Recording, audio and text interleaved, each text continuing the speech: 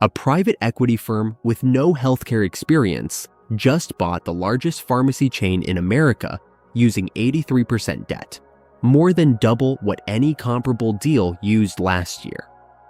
The last two retail companies it owned went bankrupt. There is a business that operates on nearly every corner in the United States, where millions of Americans go to fill the prescriptions that keep them alive. And it is now controlled by a firm whose entire track record is in clothing, office supplies, and fashion retail. If you think a $100 billion company collapses because of bad luck, wait until you see the three forces that hit Walgreens at the same time. And the decision that turned a survivable crisis into something much harder to reverse. How does a company worth $100 billion become a $10 billion distressed acquisition in a decade? What happens when a pharmacy chain bets billions on a healthcare pivot that loses everything? And what does a private equity firm with 2 bankruptcies on its record plan to do with 211,000 pharmacy workers and the medication needs of millions of Americans? To understand any of that, we need to go back to where this all started. In 1901, a pharmacist named Charles R. Walgreen purchased a single drugstore on the south side of Chicago. He had one instruction for his employees: take care of customers like guests in your own home. By the time he died in 1939, there were more than 490 Walgreens locations across the United States. By 2015, there were more than 8,200. The company was worth over $100 billion, a member of the Dow Jones Industrial Average, a dividend aristocrat, one of the most reliable retail businesses in American history. The corner drugstore had become a national institution. 10 years later, that same company sold itself to a private equity firm for $10 billion, a 90% collapse in equity value, and immediately began eliminating tens of thousands of jobs and closing hundreds of stores. The deal was finalized on August 28, 2025. Walgreens, after nearly 125 years as a public company, ceased trading on the NASDAQ the same day. To understand how a $100 billion institution became a $10 billion distressed acquisition in a decade, you have to understand that Walgreens' collapse didn't happen because of one mistake. It happened because 3 separate forces hit the same business at the same time. And the company's attempt to fix the second one made the other 2 catastrophically worse. For decades, retail pharmacies made money 2 ways: filling prescriptions and selling everything else: shampoo, greeting cards, snacks, seasonal items, from the front of the store. Both streams came under simultaneous pressure in the 2010s. On the prescription side, pharmacy benefit managers, the corporate middlemen who negotiate drug prices on behalf of insurers, spent a decade systematically reducing the reimbursement rates that pharmacies receive for filling prescriptions. By 2024, Walgreens was, in some cases, being reimbursed below its own cost for life-saving medications. A business that fills millions of prescriptions a week was effectively paying to fill some of them. On the front of store side, Amazon, Walmart, Costco, Target, and Dollar General had spent the same decade methodically dismantling the logic of the drugstore as a convenience destination. Why stop at Walgreens for shampoo, batteries, and a bottle of Tylenol when Amazon delivers it the next morning at 20% less? The retail convenience argument that had justified Walgreens' corner location strategy evaporated slowly, then all at once. Same-store retail sales turned negative in fiscal 2016 and never fully recovered. By 2024, front-of-store traffic was declining quarter after quarter. And then came the third force, one that arrived not from a competitor, but from the courtroom. Between 2022 and 2025, Walgreens accumulated more than $7 billion in liabilities tied to opioid litigation. In 2022 alone, Walgreens and CVS agreed to pay more than $10 billion combined in a multi-state settlement over the opioid crisis. In April 2025, the Department of Justice reached an additional $300 million settlement with Walgreens over the illegal filling of millions of controlled substance prescriptions. A company already bleeding from collapsing margins and a failed healthcare bet was also writing billion-dollar checks to settle its role in one of the worst public health crises in American history. Rite Aid saw all three forces first and couldn't survive them. America's third-largest pharmacy chain filed for bankruptcy twice, in October 2023 and again in May 2025, and by early October 2025, it had closed its final 89 stores, every one of them.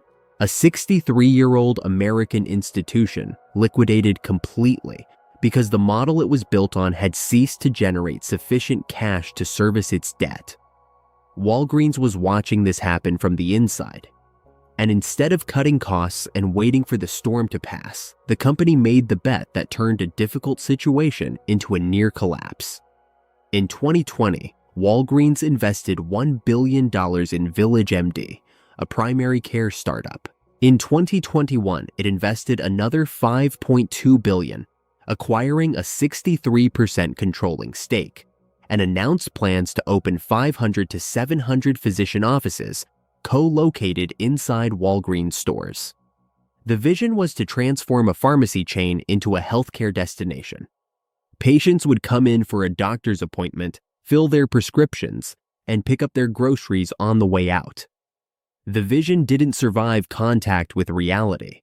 Primary care delivery is expensive, capital-intensive, and operationally complex in ways that running a pharmacy chain is not. The clinics attracted fewer patients than projected. Costs mounted. In the second quarter of fiscal 2024, Walgreens recorded a $5.8 billion non-cash impairment charge, a write-down on the value of an investment made just 3 years earlier. For all of fiscal 2024, the operating loss reached $14.1 billion. The net loss for the year was $8.6 billion, or $10 per share. The company that had spent a century being reliably profitable had managed to lose, in a single fiscal year, nearly its entire remaining market capitalization.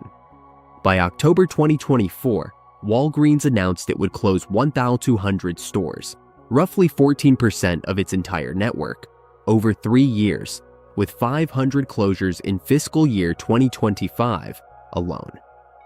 Then CEO Tim Wentworth acknowledged publicly that approximately 25% of Walgreens' stores were unprofitable. The company that had expanded to every corner in America had overexpanded to the point where 1 in 4 of its locations was actively destroying value.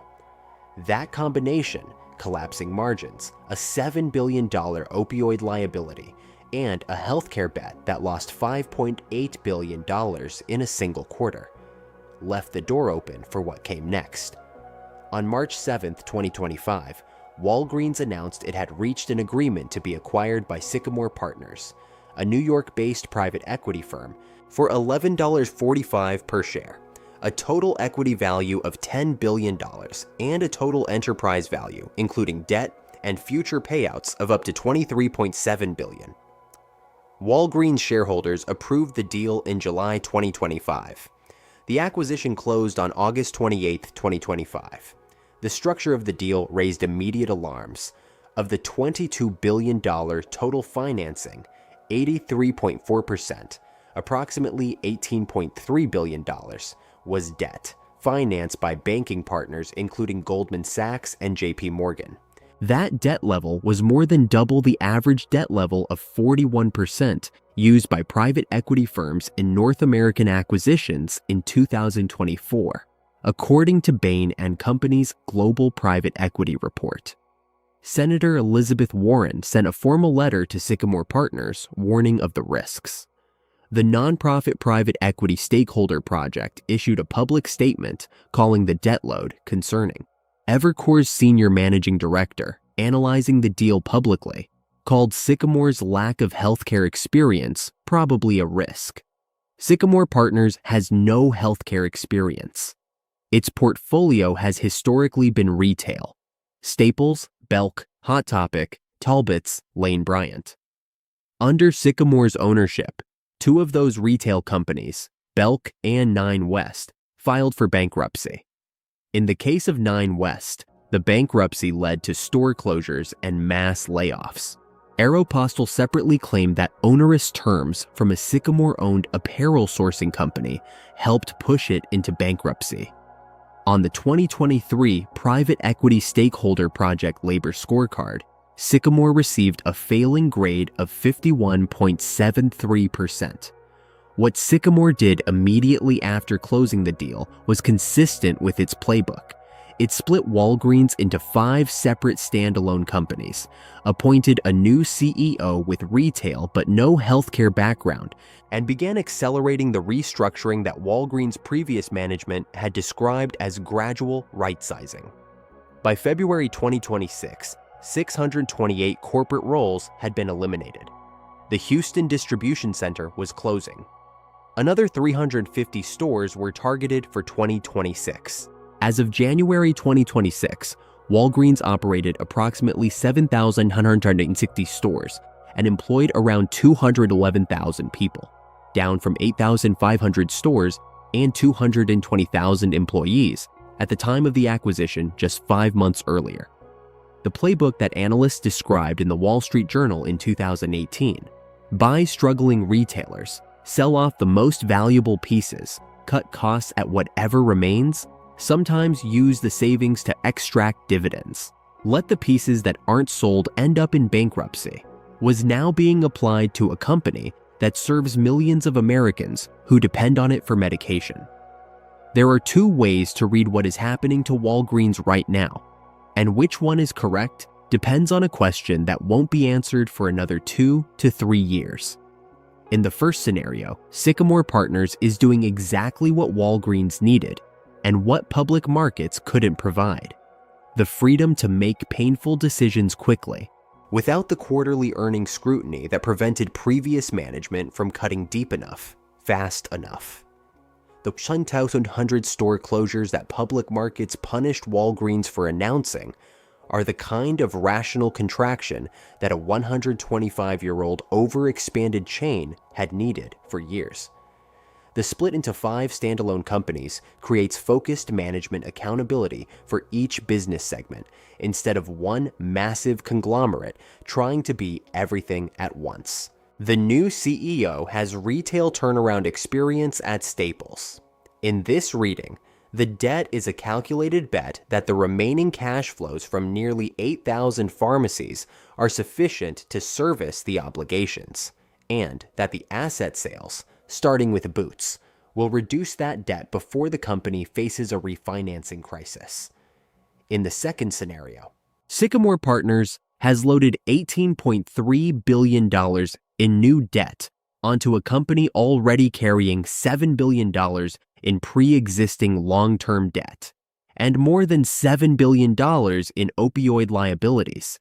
In an industry where the structural forces destroying the business model, PBM reimbursement compression, e-commerce competition, the complete liquidation of its third largest competitor, have not changed and are not reversing.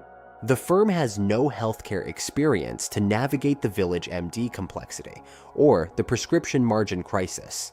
Its track record with distressed retailers includes 2 bankruptcies, and the private equity model, which demands returns on a compressed timeline, creates pressure to extract value quickly in a business where patient care, community access to medication, and 201,000 jobs are the collateral. Moody's found in 2024 that private equity-backed companies default at twice the rate of non-PE-backed companies. In 2025, private equity-backed firms were involved in 54% of the largest U.S. corporate bankruptcies, despite representing only 7% of the economy. What happened to Rite Aid is not a distant warning. It is recent history, a pharmacy chain that filed for bankruptcy twice in 2 years and closed every single one of its 2,000-plus locations by October 2025. The last time a company with Walgreens' debt load and Sycamore's track record was asked to turn around a distressed retail institution, the institution didn't survive. The difference this time is that Walgreens doesn't just sell retail goods.